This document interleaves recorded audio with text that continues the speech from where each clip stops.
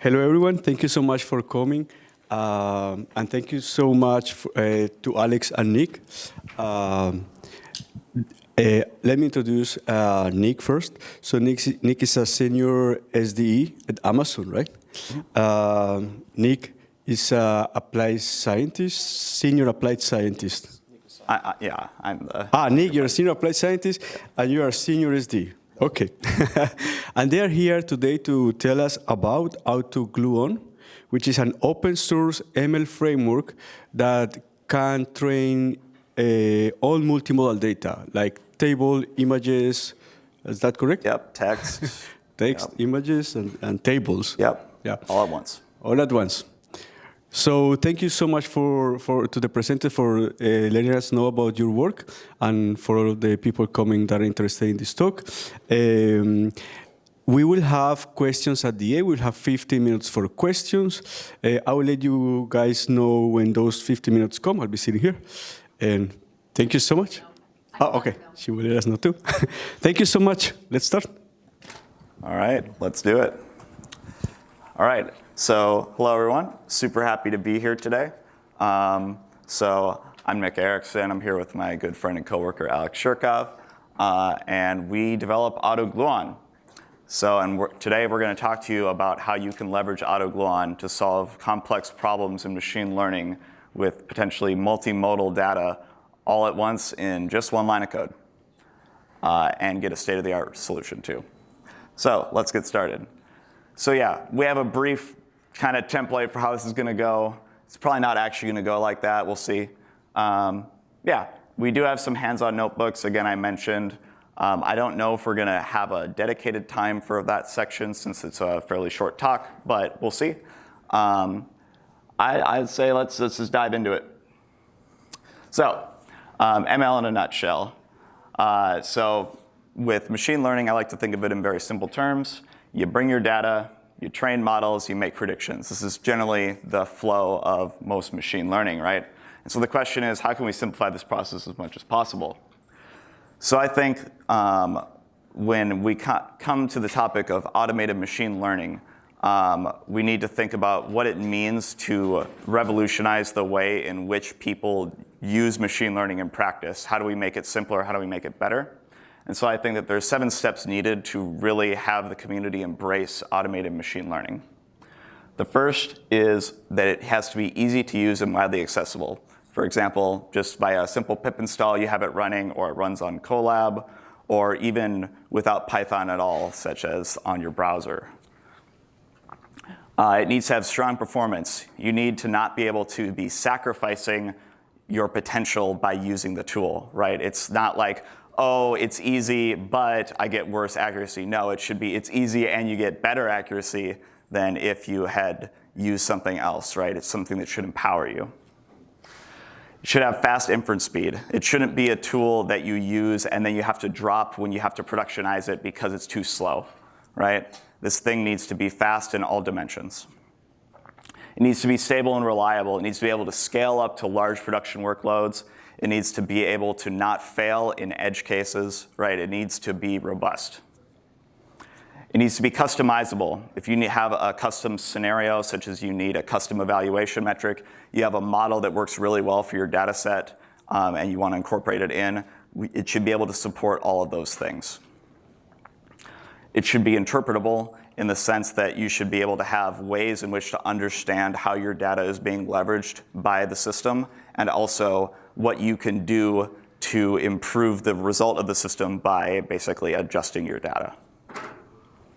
And finally, it should be deployable. The final solution should be something that you can just take directly to a production system, load it in, and run, and basically start doing inference or whatever you need to do. So it should be very portable. It should be able to be, in just a couple lines of code, shifted across operating systems, across cloud services, all of that stuff, right? And so I think that AutoGluon, as of this year, basically, has achieved all 7 of these goals, and this is what I'm going to talk to you about today. So AutoGluon is an AutoML toolkit that democratizes machine learning. It automatically builds powerful machine learning models for image, text, time series, and tabular data with just a single line of code. And it is open source and easy to install. Just install AutoGluon. We're also available on Conda. Conda install AutoGluon. Yeah. OK. So to give a brief overview, AutoGluon was used to teach over 15,000 Amazon software development engineers machine learning in 2022 via our internal MLU, or Machine Learning University Day 1 ML course. It was also used in over 200 Amazon production projects, and as well as the back end of major AWS services such as SageMaker Autopilot, which is Amazon's official AutoML offering, basically. It's also adopted by over 50 external companies, including Intel, NVIDIA, IBM, Capcom, Mitsubishi, all around the world. And it was used in the opening keynote of the AutoML Conference 2022, which was the first ever AutoML conference. All right, let's get going. Next slide. All right, yeah. And so overview, again, we are fully open source. No strings attached. We're on GitHub. You can pip install it for free, use it for free, right? See the source code. Come join us and contribute if you want, right? It's available to everybody. So also we're available on Windows, Mac, Linux. We support on everything, CPU, GPU, Python 3.8 to 3.10, soon to be 3.11, right? All right, so let's talk about AutoGluon and its relation to AutoML.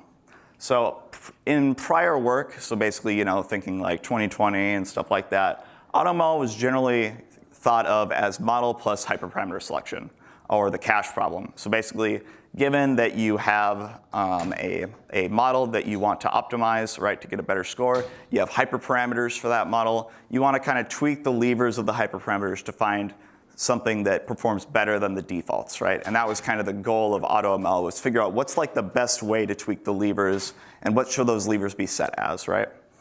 However, AutoGluon is actually very different from most AutoML systems in that it instead relies on strategies that win prediction contests on sites like Kaggle, such as through thoughtful data preprocessing, model ensembling via multi-layer stacking, which is a popular technique on Kaggle, which I'll get into, a greater emphasis on modern deep learning techniques, as well as boatloads of tricks and optimizations that we've basically crammed in there over the years. So let's talk a little bit about this. So hyperparameter tuning, right? This is like the traditional approach to AutoML. So basically, you have hyperparameters to a model, right? And again, you're trying to tweak the levers to find something that works better. However, there is a price that you pay for doing this. And so the drawbacks is, for example, it requires that you train the model many times, right? Every time you want to evaluate a certain configuration, you need to train the model again. And most of the models being trained are thrown away and don't contribute to the final result, because how do you search? Well, a lot of times it's something like random search. You can do something smarter like Bayesian optimization, but it's really not that much smarter than random search.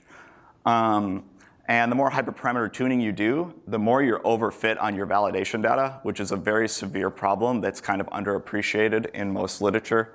And finally, it's less helpful when you are trying to find the optimal ensemble rather than the optimal model. So let's talk a little bit about ensembles. I'm assuming a lot of you are probably somewhat familiar with maybe a random forest if you've dived into machine learning a bit. So random forest, very famous model. It's very simple, actually. So a random forest is just a bunch of random decision trees averaged together. A decision tree is just a bunch of binary decisions of splits of your data. So for example, is someone male or female? Are they aged less than 30 years old or greater than or equal to 30 years old, right? And it's just a bunch of splits on your data that separate the target variable in the most efficient way possible, basically. And yeah. So let's kind of look at how these algorithms work. So in this data, we are trying to predict the color of the dot. We have two variables, x and y, coordinates, right? So given the coordinates, predict the color of the dot. The lighter the color, the higher the value. It's called a regression problem. So here's what a decision tree would look like. It would start making these splits on the data, right? And if we color it in, we'll see that this is what the decision tree would predict at any given point in this space, right? Now, here is a bunch of different decision trees. Each of them are obviously suboptimal, right? It's clear that there is this improvement you could make because there's these harsh decision bounds where the color instantly changes from one point to the next, right? But the magic is when you average them together. Now you have a random forest. And the interesting thing about a random forest, if we go to the next slide, is that a random forest is stronger than the strongest decision tree. As in, by simply averaging a bunch of poor or like suboptimal decision trees together, you get something that is better than if you hyperparameter tuned a decision tree forever. So in this sense, ensembling was a fundamentally more powerful technique than hyperparameter tuning. So how can we leverage this in a more general sense? We'll get into that. But basically, the takeaways of ensembling is that many models are generally better than few. And models that learn differently can boost accuracy even if they're worse in isolation. And hyperparameter tuning to find the best single model does not necessarily help you find the best combination of models. So let's talk about what people do in practice to push machine learning to its limits. Let's talk about ML competitions. So who here has heard of the Netflix prize competition? OK, a few people. So the Netflix prize is a pretty infamous competition. It was a pretty old one, I think in like 2009 or something like that, yeah. And it was for $1 million. It was like the highest paying ML competition ever at that point, I believe. And the goal was to beat Netflix's algorithm by 10%. If you beat it by 10%, you win and you get the $1 million. This took years for someone to be able to do. It was extremely hard. And in order to cross the finish line, the final result was so complicated that Netflix didn't even implement it, right? And I would call this a monster, right? What they did is they took hundreds and hundreds of machine learning models and combined them in very complicated ways with all this custom feature engineering, right? And this is the most powerful thing that anyone could have done at that time, right? It's not like people were holding back. Who is going to hold back for $1 million, right? So this is like the drag racing, like the absolute limit, right? But again, it's a monster. It was so crazy that it can't be productionized. It was too complicated. But this isn't an isolated case. This is just one competition. Let's go to Kaggle. Sorry, I skipped a slide. So let's talk about the origins of AutoGluon. So here is myself and my good friend Erickson Shirkov in 2018. We participated in an internal machine learning competition at Amazon called the Scott Grand Challenge 2018, which was to predict if two products are the same or not, basically the product duplication problem at Amazon.com, which is a pretty big deal, actually, when you have billions and billions of products. And so we ended up winning this competition, which is kind of, in a lot of ways, how we ended up talking to you here today. But that's another story. But if we go back for just a moment, right? So winning this competition was not a trivial thing. There was about 500 teams in this competition, right? Including like scientists and stuff. I was just an engineer, same with Alex, right? It's not like we had PhDs or anything. But we were unreasonable, just like how the Netflix prize people were unreasonable. We made something that was absolutely ridiculous, right? And it was more powerful than anything else that anyone else did, basically. But I realized I never want to do this again after winning that competition. I never want to go through the process of what I did again. Even though it was the best thing to do technically, it was super complicated and super manual, right? And this isn't an isolated case. If you go to Kaggle, right, this is extremely common. All of these slides are rank 1 prize-winning competition winner, or like competition-winning solutions to $100,000 plus competitions. All of these are very complicated, multi-layer stack ensembles of hundreds of models feeding their predictions into other hundreds of models, all this crazy stuff. This is the kind of stuff they don't teach you in college courses, by the way. Or in papers, by the way. This ain't in papers. OK, so let's go on to the next slide then. So my question that I posed is, can we tame the monsters? right? All of these things I would consider monsters in that they're the strongest things you could possibly do realistically, but they're also almost impossible to use in production, right? How can we harness that power in production? How can we tame the monsters? So I think that we can ask some questions, right? Can we make them reliably performant, stable, and sensible to countless different data sets? Assemble them in an appropriate manner without need for expert knowledge from the user?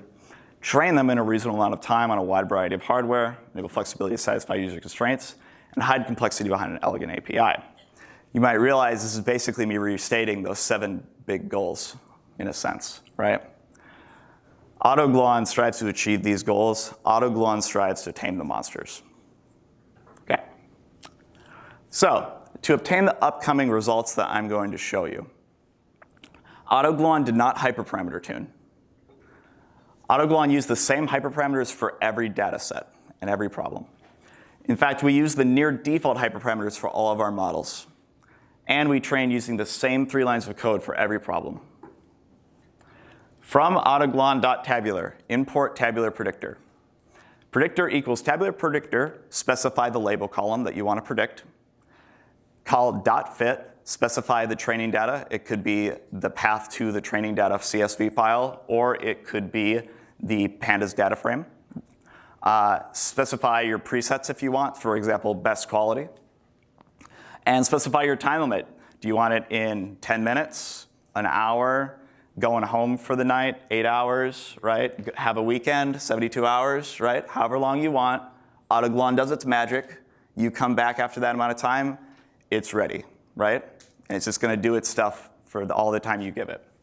And then finally, you call, one second, we got one more line. Predictions equals predictor.predict, and then pass in your test data. It can also be a pandas data frame, right? And then you get your predictions. There's your machine learning system. There's your production system, right? Cool. All right, so then what exactly is going on under the hood here? So we got a lot of models, right? Basically, we take everything that the open source community has to offer and slam it into our system in a way that's synergistic. So we take all the greatest models. Here I'm kind of talking a little bit about tabular, but we also got the other stuff here. So we got XGBoost, CatBoost, Lite GBM, super awesome GBM models. We also got all the scikit-learn models. We got fast AI neural network models, PyTorch stuff. We got, and then like for text, we got Hugging Face, and we got for images, we have the PyTorch image library, or TIM. Then we do this thing called bagging. So if you're familiar with cross-validation, it's a very similar concept. It's actually the same concept. It's just that instead of throwing away the models and just calculating a cross-validated score, you actually keep the models, and then you use them to ensemble them together to create a stronger solution. Again, you can think of a random forest as just a bag of decision trees. Well, we're just going to bag any type of model. But not only that, so if we go back, this is going to be complicated for me to describe in the time that I have to talk about it. You can read our paper if you want to know more. But this right-hand side, this validation data, note that we have a prediction on the validation, or basically we have the prediction on our training data, which you can think of the training data as this complete data. It's everything we have. There is no such thing as validation data, I guess you could say. And we, after this process, have one model having made a validation prediction for every row of our data, which means that for every row of our data, we have a non-overfit prediction of that row, prediction probability. And again, this is a complex topic, but we're going to call this out-of-fold predictions. And we're going to use this in a very interesting way. So the magic ingredient, multi-layer stack ensembling. This is the monster. This is the thing that people use to win Kaggle competitions. It's the thing that's not really in any papers or in courses and stuff like that. But this is the most powerful thing that exists, basically. OK, so a stacker model uses predictions of every base model as extra features. So let's go through it. This is our input data right here. This is like our training data, for example, right? Or just any kind of data, right? Then we pass these inputs into each of our models, just like normal, right? In this scenario, right? You train a random forest, you train an XGBoost, whatever. Everything is normal. However, each of these things is actually a bag. Each of these is the diagram that I had in the last slide, right? And each of these basically does out-of-fold predictions. so that for every row of our data, we have a validation prediction probability. Then the magic happens. We concatenate the prediction probability of this model with the features of the data and add it as a new feature to the data. This is automated feature engineering via machine learning models. Basically, this feature is, what would LateGBM have predicted given this information if it saw this at test time? You can think of it as that kind of information, right? What would random forest have thought? What about a neural network? What about BERT? What about ResNet, right? All of that, that's the kind of information we're passing along. And this is actually a very powerful feature, right? You can shorthand a lot of learning in your future models if you have these kinds of features. It can improve things efficiency a lot. It also helps you with synergy, right? Certain models might work together well, and if both of them are confident, then you can just kind of say, oh yeah, no, this is the correct answer very confidently, right? But if they disagree, maybe then you can leverage features in a way where you know which models leverage some features well or some others, and you can have a closer dive into them, right? And so basically, then you train stacker models with these extra features, right? And it's actually, for our purposes, the exact same models with these same hyperparameters as the first layer. And you can just keep doing this, however many layers you want. I'm going to simplify and just say we do 2 fully connected layers here. And by the way, when I say fully connected, that might spring a certain idea into your head. You see, if we flip this 90 degrees, what you're actually looking at is a deep neural network with a skip connection. Because it's actually the same thing. Deep neural network is actually just a specific implementation of a multi-layer stack ensemble. We have just generalized this to the general case of the stack ensemble. And we can now do, instead of a perceptron with a neural network, right, as our neuron, we have LightGBM, we have XGBoost, we have ResNet, et cetera, right? This allows us to do very powerful things and get very powerful results. OK, let's go on to the next slide. So how good is this? So back in 2020, we released our paper, AutoGluon Tabular, and we compared against the state-of-the-art systems at the time. What we saw is that we beat the best in hindsight combination of all existing competitors, which means basically we take first place in over half the data sets. Additionally, we did 11 Kaggle data sets, of which we placed within the top 30% of human competitors on average. And on 2 of the 11 competitions, we placed within the top 1%. This was with 4 hours of compute on 8 CPU cores in 2020. However, now you might ask, OK, but that was 2020. What about now, right? So the most recent comprehensive study on AutoML systems was in Systems for AutoML Research by Pieter Gibbers, as well as an AutoML benchmark, which is also by Pieter, and I think some people from H2O. So in this paper, they evaluated all of the most powerful AutoML systems, and AutoGluon was the only system which significantly outperformed the other systems, basically.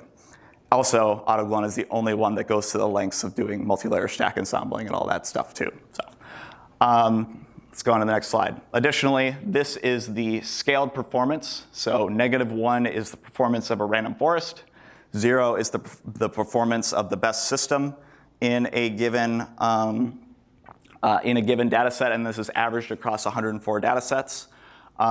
This is a lot to take in, so let's just go to the next slide where it's zoomed in.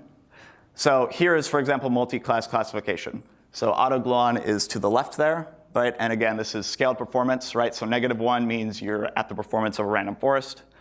0 means you are the best system, right? Basically, AutoGluon is able to very consistently get very close to being the best system or is the best system in many data sets. Additionally, what about competition results? Well, we've gotten a lot stronger since 2020. And we placed very highly in quite a few competitions, including on Machine Hack, first place in multiple competitions, as well as second place in multiple Kaggle competitions. And recently, in the past couple months, we actually had somebody use AutoGluon to win a Kaggle competition. We didn't have somebody, an external user actually just used it in Kaggle and won a competition, which is super awesome. And here's kind of an idea of what we're talking about when we talk about the utility of AutoML, right? So this is an example competition, Auto, which had 3,500 teams compete. Do note that this is a historical competition, so it's like we are using tools necessarily that they didn't have at the time, but this kind of an idea just stays true regardless. And basically in 4 hours, AutoGluon achieved a score that took the best human teams over 2 months to beat on Kaggle, right?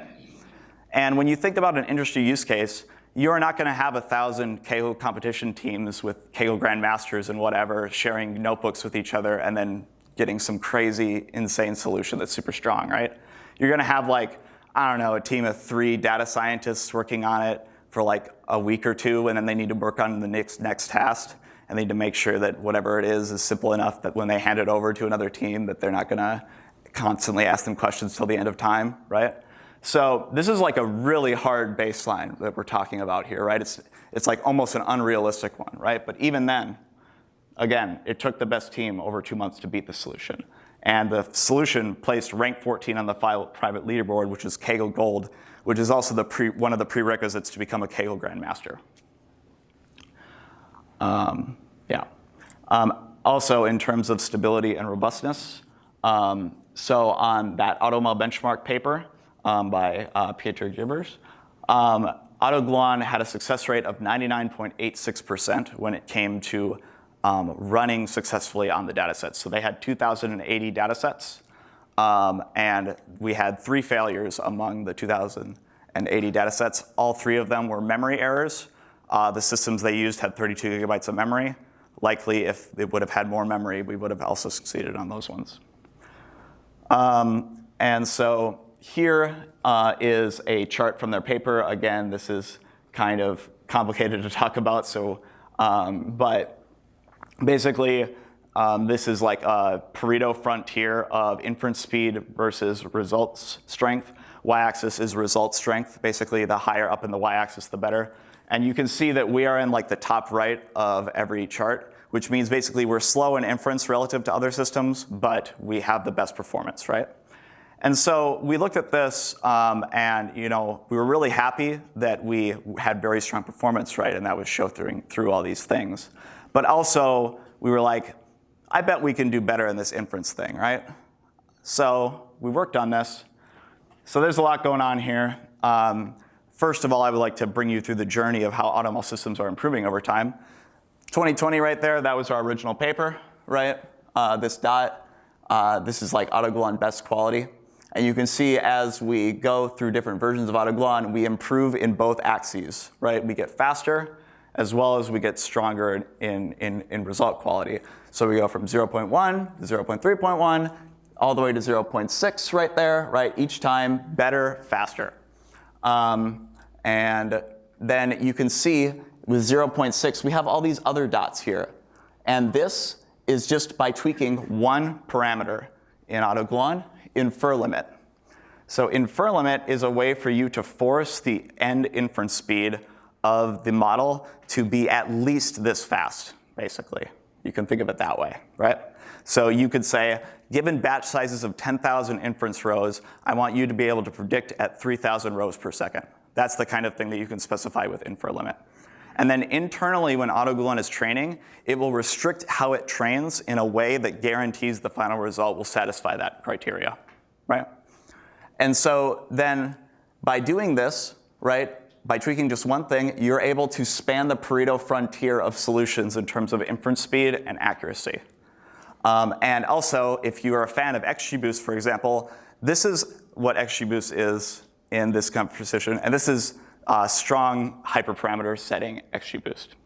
So this is the relative strength that we're talking about when I discuss these kinds of solutions.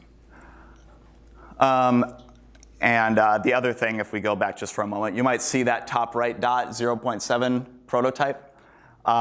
This is coming soon. So 0.7 is released. However, we had to delay the specific technique we're doing in here.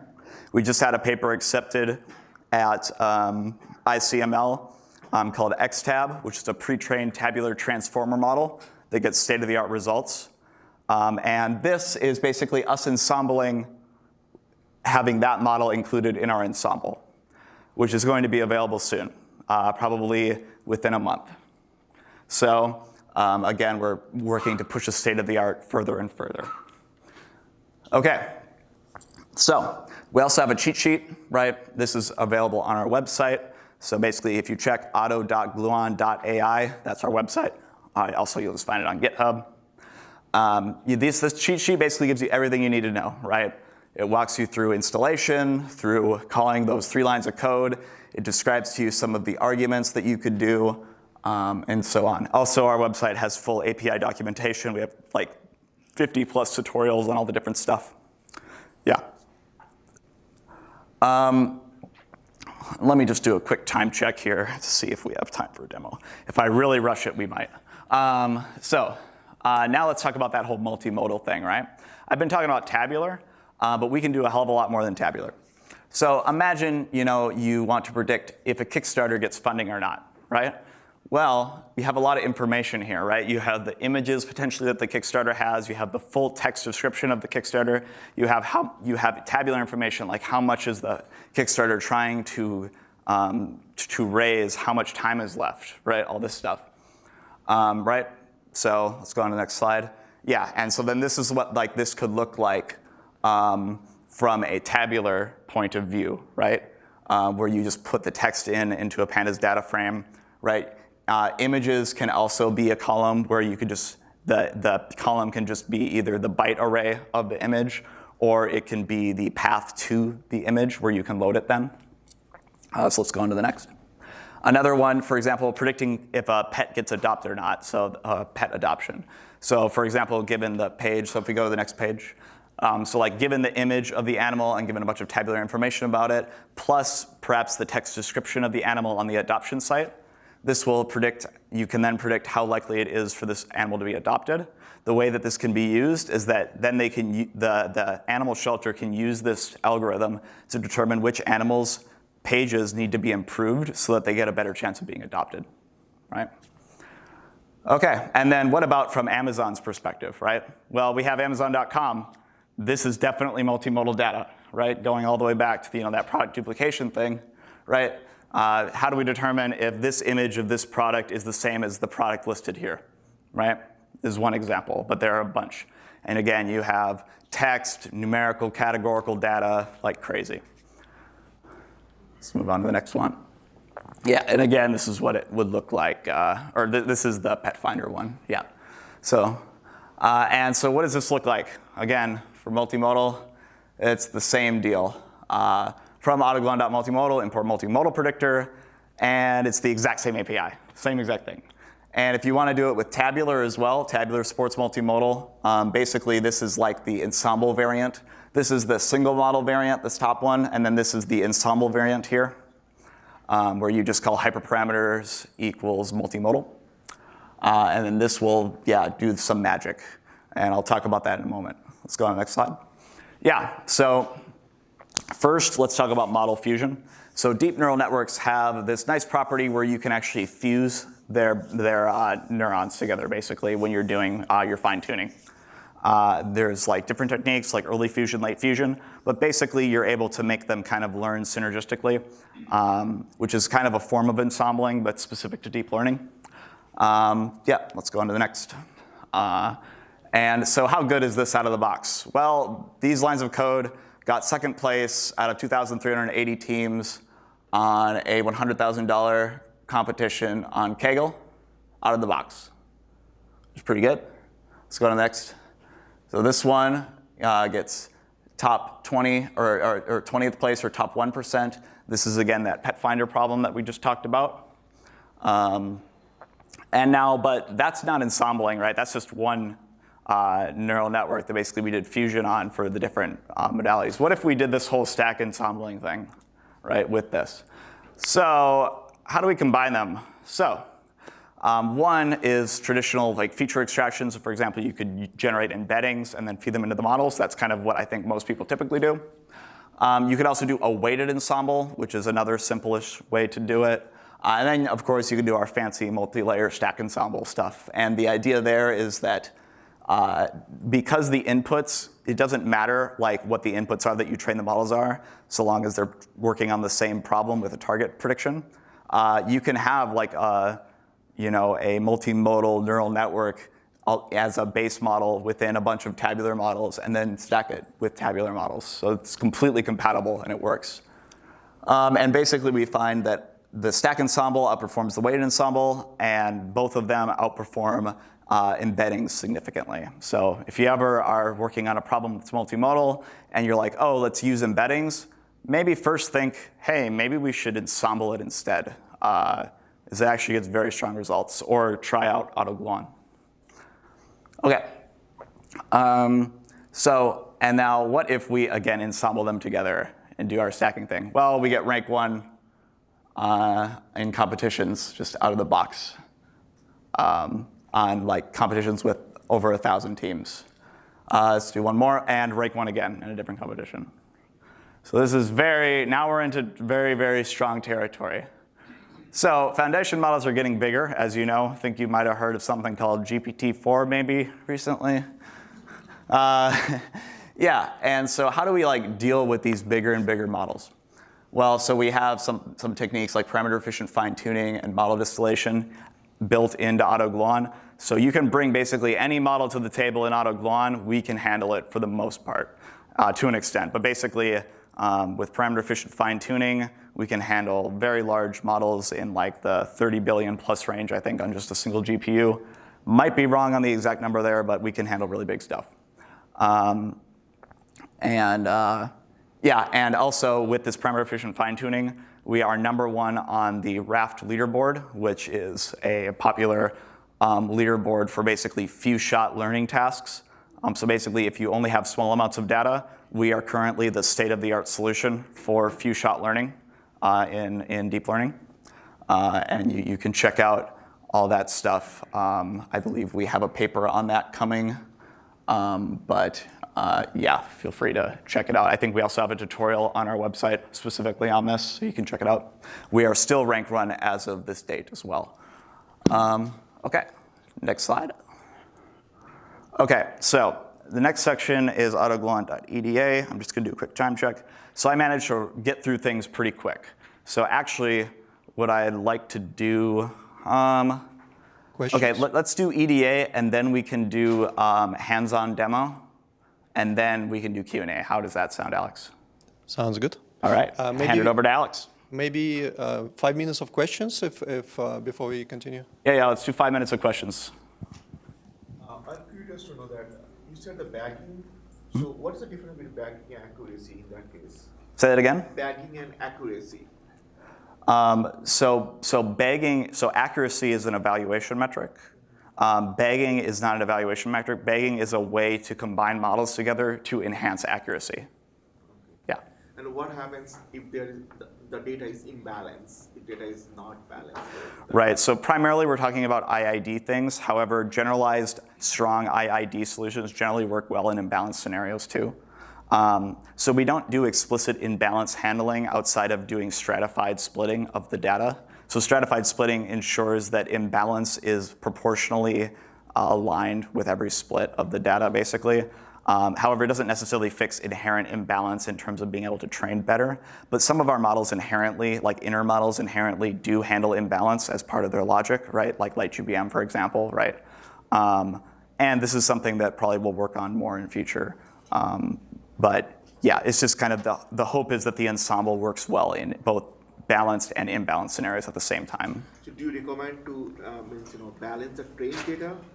You could do that, right? Or you could use sample weight. So AutoGluon also supports sample weights. So you can specify the weight of each sample, and that will inform the training process into how to value that sample during the training of the models. So we have that support. That will handle imbalance for you. And I think with that, you can specify balanced as sample weight, and that will just auto-balance it for you across the classes. That's good. Thank you very much. Yep. You had a question? Hi, I have 2 questions. So one is I saw that you have many ensemble of models like PyTorch, Hugging Face, but I didn't see TensorFlow in there. Do you still use TensorFlow, or you don't? Yeah. So at one point in time, we had support for MXNet, TensorFlow, and PyTorch. Then we realized that's a terrible idea. The reason is because these systems, one, are really big to download, so it's really cumbersome to install all 3 of them, right, with GPU support. So you're going to have this huge container. And the other thing is that they fight each other a little bit. If you try to install all of them at the same time and then you import all of them at the same time, you'll get random seg faults and stuff like that based off of how some of them try to do optimizations internally at low level to like speed things up.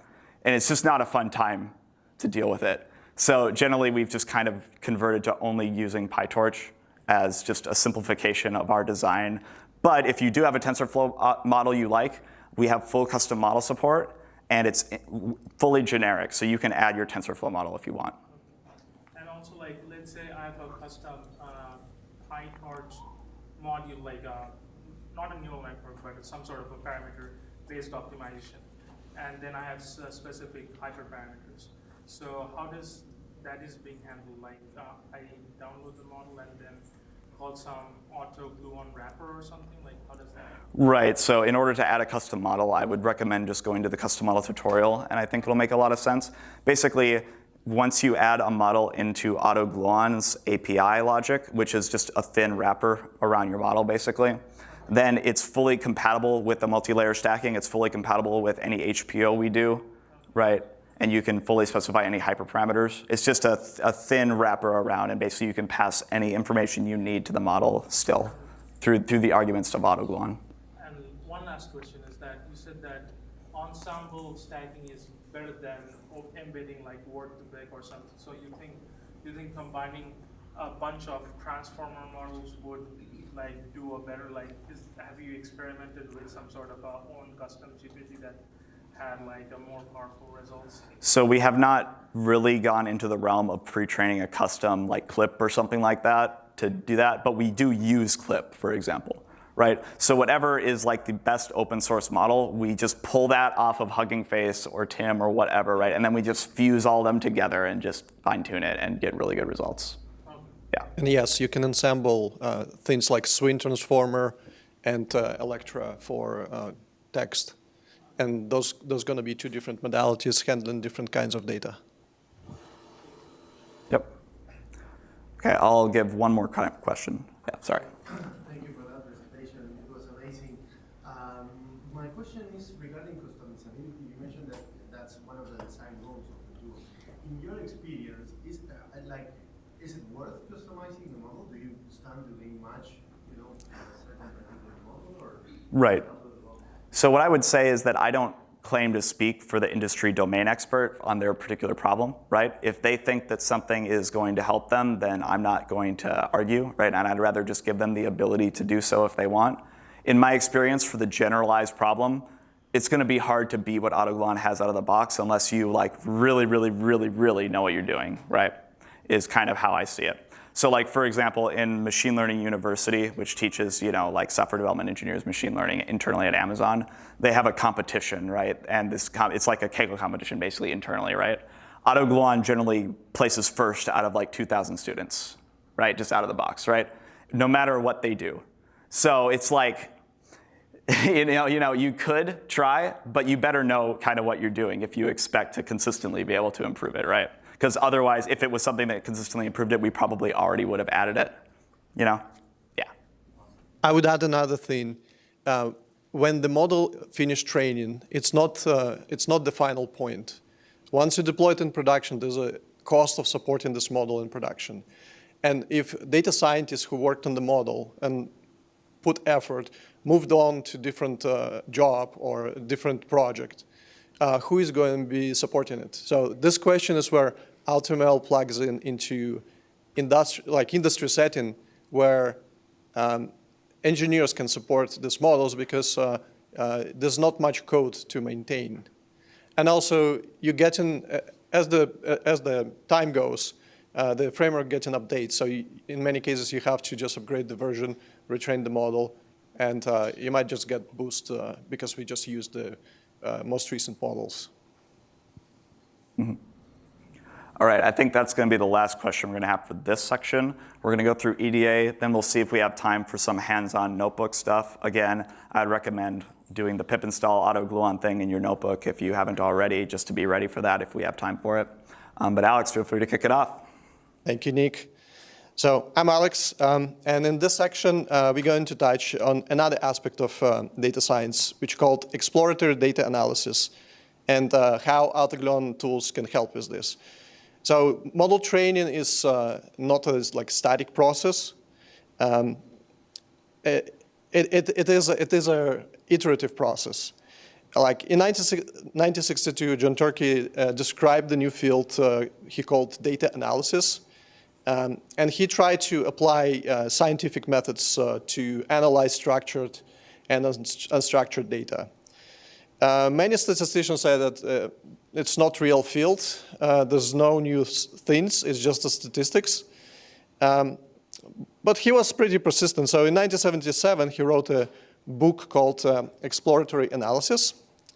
And he held that the machine learning at that time was taking too much emphasis on statistics and was placed on proven statistical hypotheses than actually looking at the data and get insights from the data, get new ideas. So the objectives of EDA is to enable unexpected discoveries in the data and suggest hypotheses which causes observed phenomena. And there's a number of tools which are useful for EDA. You can see on the right, like computers brought lots of power to visualize the data in very nice and consumable way. But what's more important is the fact that EDA is characterized by attitude. How do you approach the data, and not by the particular techniques. So if you look at the process, how data scientists work with the data in a real project, it's not one and done procedure. It's an iterative thinking loop where first you start with some tool to collect additional information, some new signals. Then you observe what the signals are, and you might see that, oh, there's an outlier, there's a strange missing values. Once you do this, you can assess the results and react to those observations. So for instance, clean the data, remove outliers, and finally you repeat this again. Since it's a very short talk, we do have a low-level component support where you can design your own analysis and plug your own visualization. But we will focus on the high-level components which have main focus on the tasks. And these are the common tasks data scientists do. So with just one line of code, you can get a dataset overview. It does basic statistics which you can get from pandas, but we also add additional things like missing counts, types mismatch. We add feature distance, which is using the Spearman correlation rank. And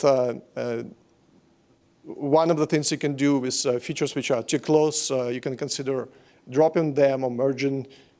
This might improve results in some of the models. And we also give information about correlation clusters. Second tool in the tool belt is target analysis. Target in classification and regression problems is what you're trying to predict. And this analysis is look at what factors affect the target. And for regression problems, regression is, for instance, when you have house price prediction. You don't pick the buckets where to put the prediction. You have a continuum of values, and you need to predict specific value, house price. So we do visualize the target, and we also try to fit common distributions. This is helpful if you want to correct the results. And all the information about fitted distributions with p-values. And also you can click on those links and read the documentation on scikit-learn, what this distribution is and how it's parameterized. This specific data set has about 100 variables. So if you do correlation analysis on such a big data set, first of all, it's going to be slow. And the second thing is it's going to be cognitive overload. So what we're trying to do here is to display only things which impactful. And in this specific case, we look only on the variables which have high correlation with the target. And for highest correlation, we also chart them in feature interaction, how they interact with the target. This tool is probably the most exciting one. It allows you in one line feed a classifier. And all the tool set, which is Nick described before, is available here.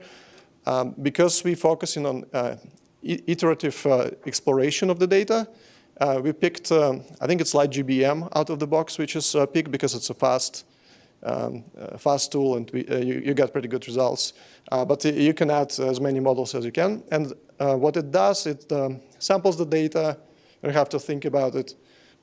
Do train test split, fits predictor, and then provides visualization. How did that predictor do on this data set? It does different outputs for classification and regression. So for classification, it visualizes classifier performance using the confusion matrix. This is the checkerboard-like graph on the left. What it tells, for instance, is zero class predicted 147 times correctly and 33 times incorrectly. For regression, we don't have buckets, so we do plot the residuals, which is the difference between what we predicted and actual. And then we also plot, if you have multiple models, a model leaderboard, how well each model performed. This is helpful if you're, for instance, trying to explore which models would work good. Should I use random forest? Should I use like GBM? Or maybe there's a neural net. So you can just throw all these models together and see that Canaan, for instance, is not good. And we're not going to train it later. And then this analysis after that also computes feature importance. Which features did the most impact into the final performance of the model? So you can pick and choose what features you want to keep. In this specific case, name, for instance, was the most impactful thing. And at the end of the report, you get the summary. What is the highest prediction error? Which rows has the highest prediction error? And which rows has the lowest prediction error, but it's still wrong, but very close to decision boundary. So if you can think that there's some decision boundaries between two classes, it was just a notch behind that border. And so these two scenarios are very helpful in understanding why did the model classify it, which brings us to the next tool. Why did the model classified it this way? This tool in one line allows you to do this. So we can take the model which was trained by previous tool and visualize the rows with highest error. And you have a choice how to do it. There are two kinds of plots, the force plot and there's a waterfall plot. And we use Shapley values to visualize it. Next tool is anomalies detection. We use PyOD, open source library to do this. It also wrapped into one-liner. And what it does, it assigns anomaly scores using different algorithms. This library has access to a very wide range of anomaly detection algorithms. I think they have something like 25. You can pick and choose, and there's a way to ensemble those different algorithms in one way, and you have full control over that. And if you want to know why, what are the top 5 anomalies and why the top anomaly was classified as is, you can add 2 parameters, and it will produce additional outputs to visualize what features contributed to the score. As you can see, the feature fair was the most contributing factor for the top 1. And you can see this data point on the right. I want to point that anomalies are not always obvious. So in this specific case, we see 2 obvious anomalies on the right, but there are a few of the anomalies on the left side of and they don't look like something special. But you have to remember this is multi-dimensional space. So This specific data set has, I think, 13 features. And this is just a slice across 2 dimensions. So even if it's not anomaly in this slice, it's not necessarily not anomaly in another one. If we go back to this slide, you might see one strange thing. So the train scores look pretty much uniform horizontally, but the test set looks like this. So why do some data points, why their anomaly score getting pushed up? In data science, there's a thing called covariate shift, and it is when your unseen data is different from the data you trained the algorithm. And it's very important to detect those kind of scenarios. And so covariate shift detection tool allows you to detect those kind of variables and visualize it. So in this specific case, if you do this analysis, it will tell that passenger ID is the most impacting factor in why this is happening. And if you plot passenger ID, it's just monotonically increasing ID. If you drop it, this shift goes away. Some additional visualization is partial dependence plots. The way how it works, it is kind of executing the what-if analysis. For instance, you have 20 variables, and you want to see how age of the car is going to be impacting the final price of the car. So what this tool does is it fixes all the variables except the variable you're exploring, and then trying all the possible values for that variable. So age of car, 1 year, 2 years, 3 years. And what you get is this charts. If the line's horizontal, this means the variable doesn't have any impact on the target. And it's not very interesting, except that the values in that space are effectively useless for models. What we can do, we can just chop the models. For instance, in this case, let's see, P-class, for instance, the chart in the middle on the right. After 2, there's no impact, so we can just try values only 1 and 2 and ignore 3. But what's more interesting is where ideas for feature generation come is when you see those nonlinearities. And so these are additional areas where data scientists can go and explore. So this is a signal that, for instance, age and fare are worth exploring as an additional tool. And finally, there's a variation of this plot. If you want to explore 2 of the variables, how they're interacting together and affecting the target, you can do this with adding two-way parameter. And what you get is this heat map on the right, which can serve 2 purposes. First one is just visually you see that, for instance, higher fare and younger age was resulting in a higher survival chance on Titanic. But in many cases, you might see some complex interactions, like for instance, if there's a circle-shaped areas, then you can design new features and kind of merge these 2 features into one. These tools are available. It's going to be they're going to be released in the 0.8 release, which is coming soon.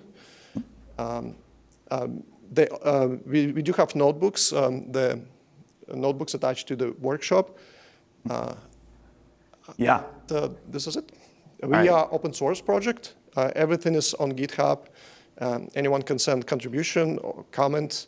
If it works for you, great. Let us know. If it doesn't work, let us know too.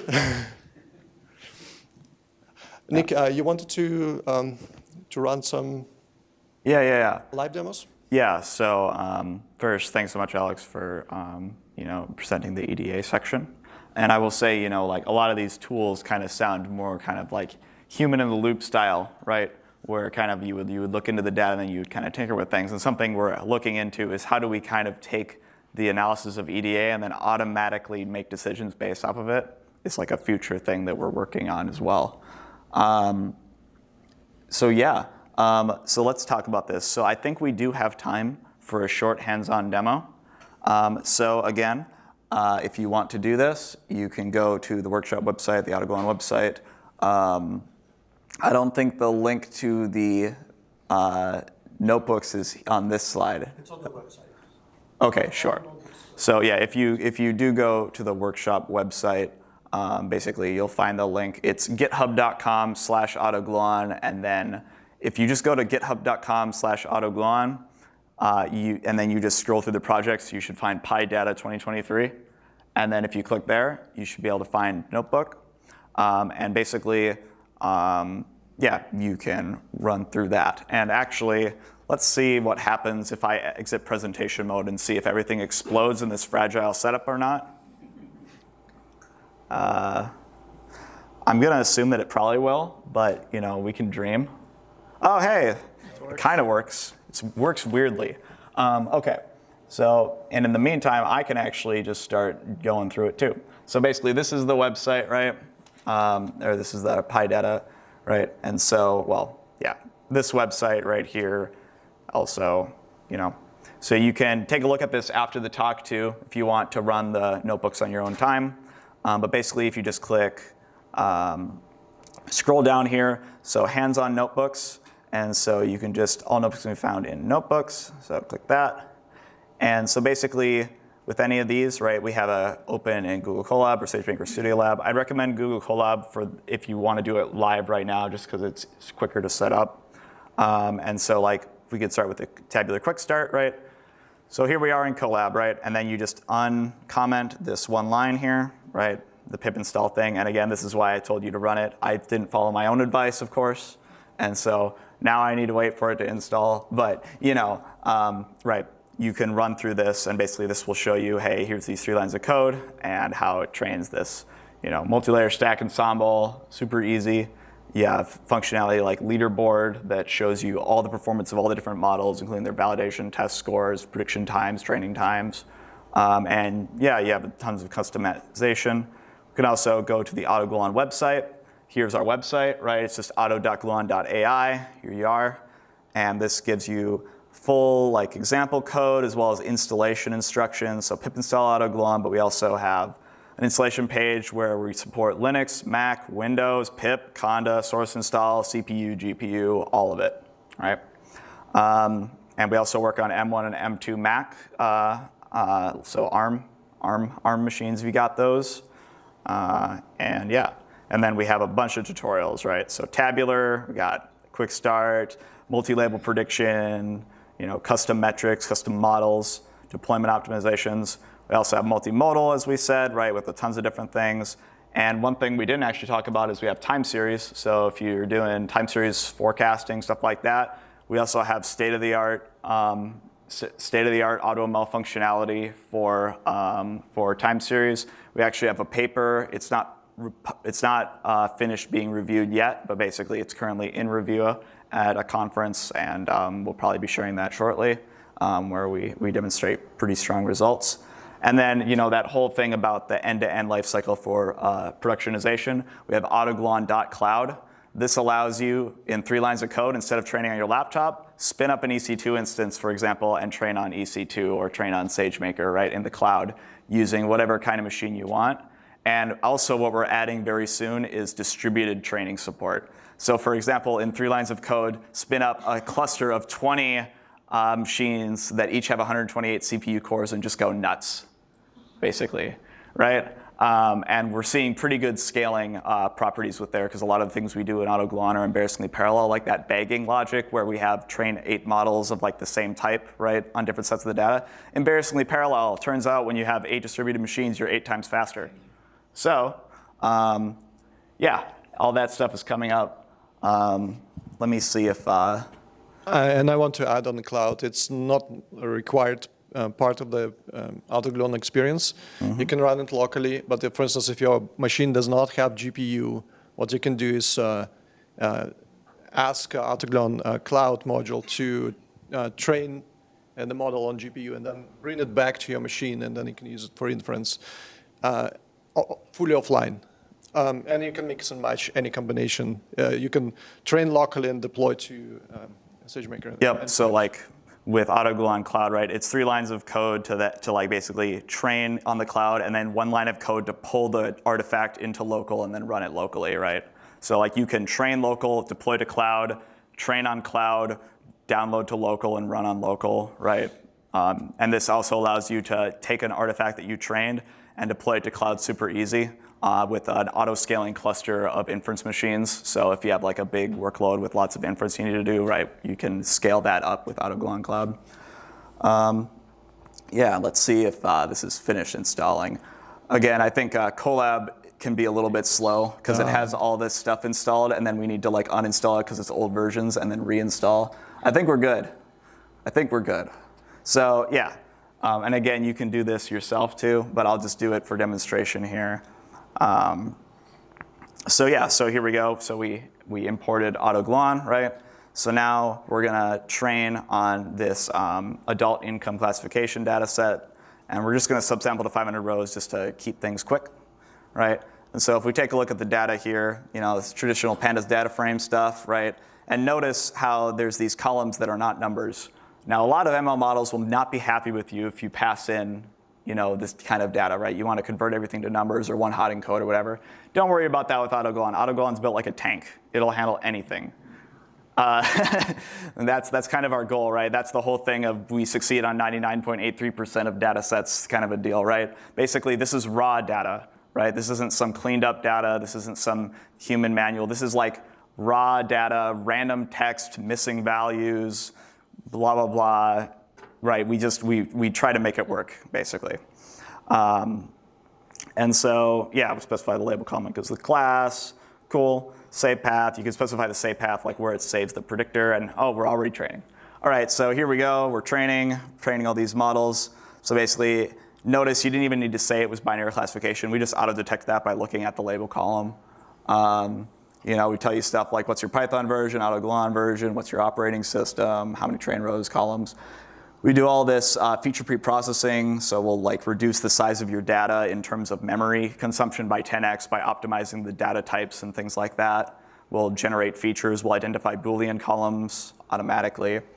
And then, yeah, we just get to training. So this isn't doing the multi-layer stacking thing just because that takes a little bit longer for like, you know, a demo purpose. But like basically if you just set best quality here, you'd run that if you want to do that in the notebook.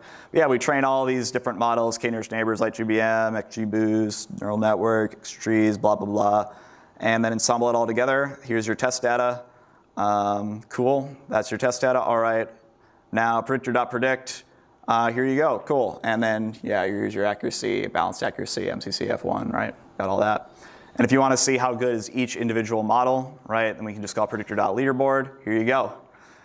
This is the individual test scores and validation scores, prediction times of every single model, as well as a bunch of information. You can even get the hyperparameters of every model if you call extra info equals true here.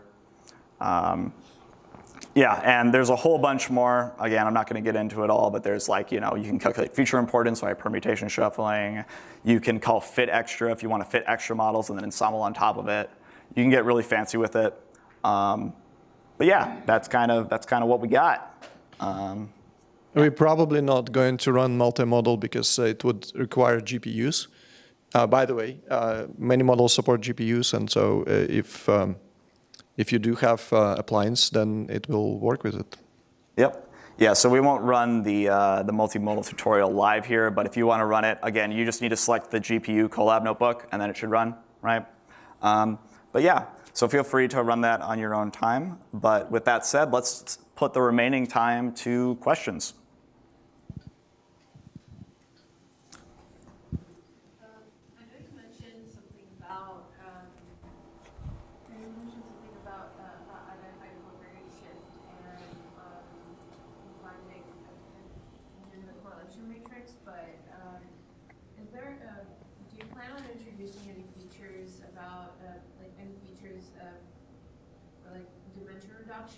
If that's of interest? Dimensionality reduction?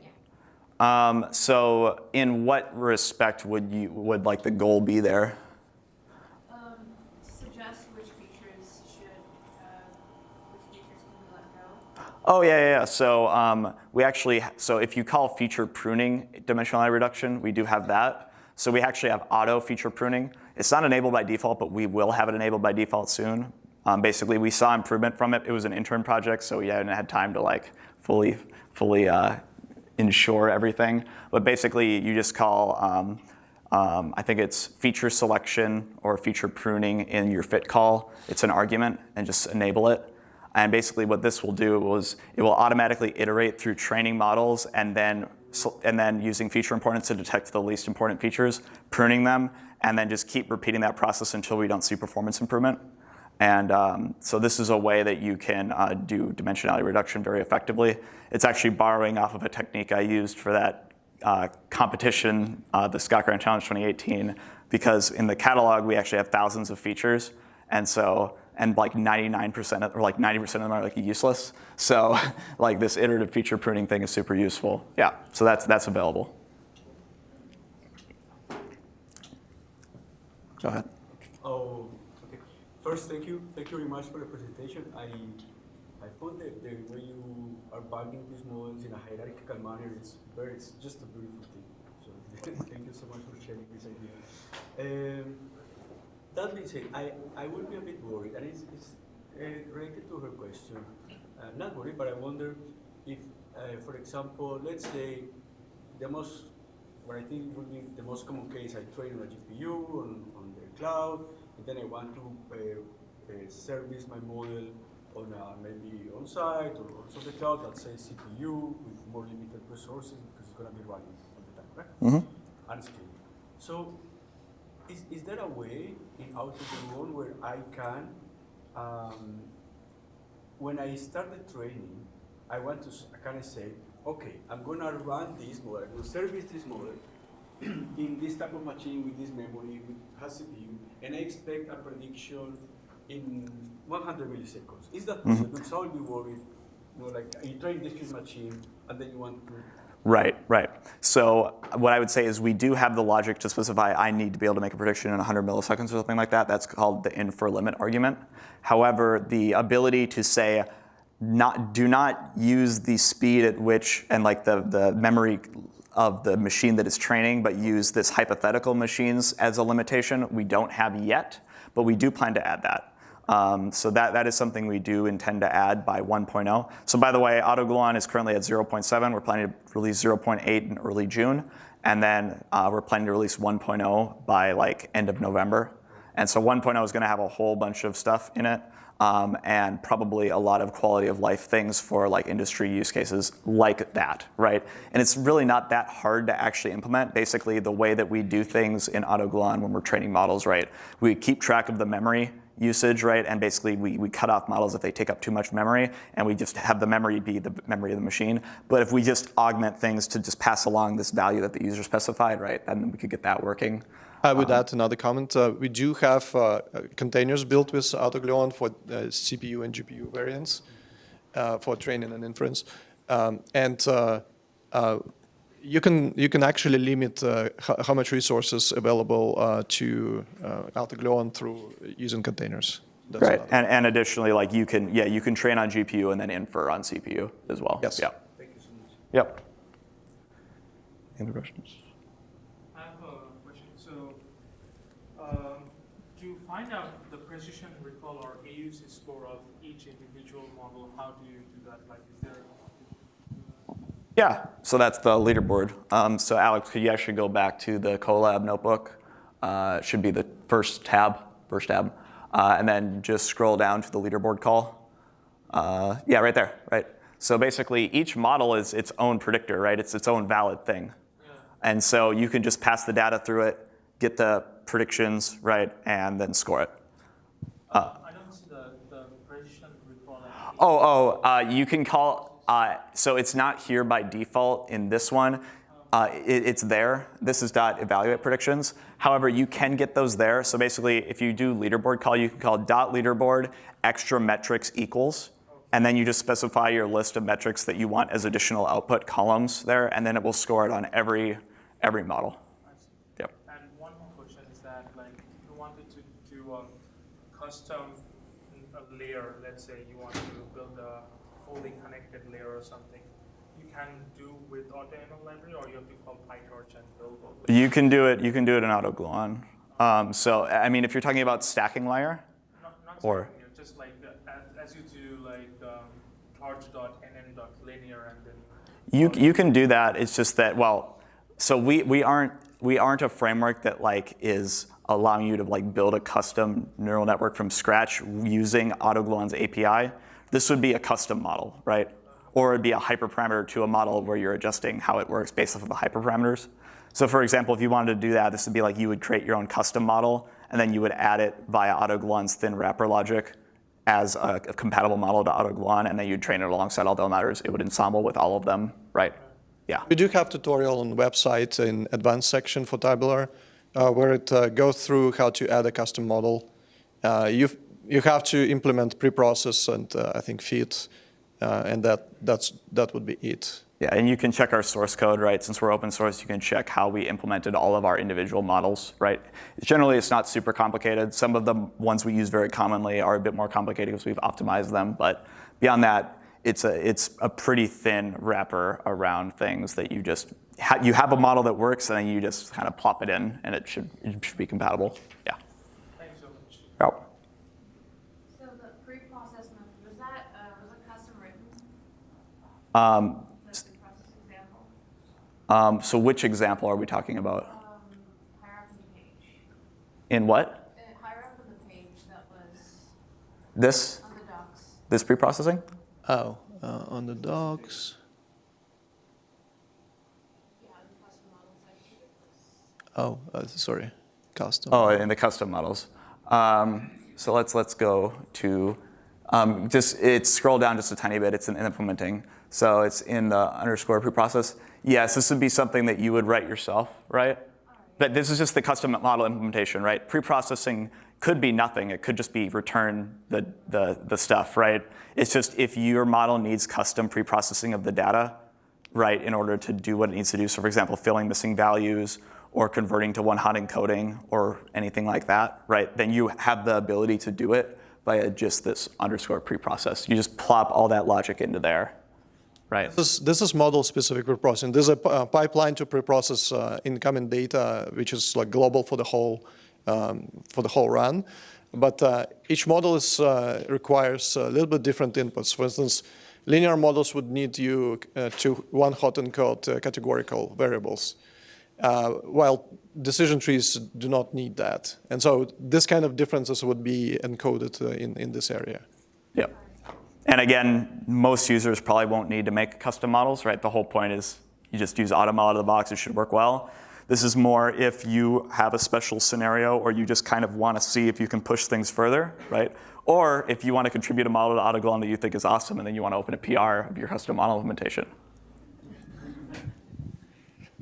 Yeah. Is there any way that I can remove a model from all the different models? Yep. So basically, it's all in this predictor.fit hyperparameters argument. So this hyperparameters is actually just a dictionary of a bunch of models, right? And including all their hyperparameters. And you can get what the default dictionary is. I forget the exact thing. You can check our docs on it. But basically, you can get the default dictionary, and then from there, you can just edit it however you want. Or you can call predictor.fit and then call an exclude models argument, and then just pass the list of models names that you want to not be trained. Yeah. So there's a parameter called excluded model types, which you can pass into feed function, and then in this specific case, it excludes KNN neural network for PyTorch, and I think one version of FlightGBM. Yep. Any other questions? This stack you just present is going to be available for us? Yep, it's all available online. So if you go to the website or I think the GitHub, basically we have a link to download the slides, right? Yep. So our slide deck is fully available. Yeah, it's this link on the website, like this Yep. links. And I think this is getting recorded too, I heard. So maybe, yeah, maybe you'll also be able to view the video at some point. Yeah. So I just have a last question. The thing is that you said that it's called leveraging text images and the kitchen sink. So is that the last part is the humor, or do you meant it as a library or something? Literally, we want to throw a kitchen sink at it. No, it's humor. But you know, it's a phrase, right? It's kind of like throwing the kitchen sink at something means using everything you have at your disposal, and like we're just gonna chuck it all, right? That's what we mean. Yeah. Yeah, the philosophy we approach building AutoGluon is we take the best available tools open source gives, and AutoGluon is an aggregation point for many open source projects in this remark. So that's why we do support most of the major machine learning frameworks. And Right. if there's something better, we will add it. Yeah, and exactly. And so a big part of it is that we have ways to detect if something is better, right? So we do large-scale benchmarking regularly, right? And in that process, we basically take the prediction probabilities of all the different models, and then we can run simulations of like what works best on average, right? And with this, we're able to get like really strong configurations. And so if anyone has a new model, then we can just, if they make it compatible with AutoGluon, then we can run our benchmarks with that model, simulate if that model is going to be useful or not, right? And then that automates our decision of if we add it, right? And so we can basically flexibly, as the field progresses, as the available models change, we can basically very quickly adapt to whatever is the magic formula that kind of works best, right, over time. Yep. Does it also have a multimodal functionality that has text as well as input, text as well as image at the same time? Yes. So you can add text, image, and tabular data all at the same time. And that's the power of the fusion logic is one, which is the AutoGluon.multimodal, and then the ensembling logic, which is AutoGluon.tabular, and you can combine both together by calling AutoGluon.tabular and then specifying hyperparameters equals multimodal. And this is basically what has gotten like first place in multiple competitions, right? Just out of the box. Just because who the hell is going to build a multimodal fused neural network fine-tuned with all these tricks on top of a multi-layer stack ensemble for a competition? I would say machine hack competitions where we got first, second place. It was multimodal competition, so I think it was text plus tabular. Yeah, but also like, you know, internally we've verified that like this works very well. Again, for like, you know, the Amazon.com product pages, right? Those are inherently multimodal. And so AutoGluon is used very widely within Amazon for determining a bunch of properties of products, right? So basically we have like 20,000 binary classification problems on determining if a product has or has not something, right? Does it have an electrical outlet? Or, you know, does it contain kangaroo meat or something like that, right? Just whatever random thing they need to legally verify or, you know, disclaim about the product, right?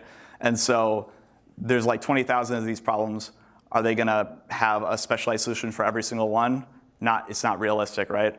So we use AutoGluon for that, right? And then we just work to ensure that AutoGluon is generally performant across a large scale of data, like across the board, basically, right? Yeah. We will take one last question, and this gentleman. So my question is regarding future monotonicity constraints.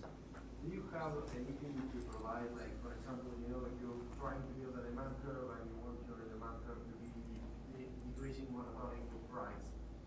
Is there something to model that? Sorry, can you say this again? Yeah, like you want, you know, the model's response to be monotonic with a certain feature. Like XGBoost has this monotonic feature. Oh, monotonic constraints. Yes, exactly. We do, okay. You know, this is very interesting you bring this up because we're actually working on this, not specifically for a particular problem, but actually as a way to enhance the power of multi-layer stack ensembling, because we want to force monotonic constraints on the prediction probabilities of prior layers of models, so that we don't have models saying, oh, model A predicted high, therefore I'm going to predict low, right? because that's like a noisy thing, and it causes weird things to happen. Very, very weird things to happen, by the way. You need to really understand what's going on, but it's bad. So we want to enforce monotonic constraints on those things, but also I think in that process we probably want to also think about monotonic constraints as a general tool for the user to be able to specify. I think that would be super awesome. The tricky part is I don't know how to enforce that generically across all model types. Trees, you can do it. I don't know about neural networks, but it's something we're going to be looking into. Thank you, everyone. I hope this was useful, and we're looking forward to hear from you. Yeah, thanks so much.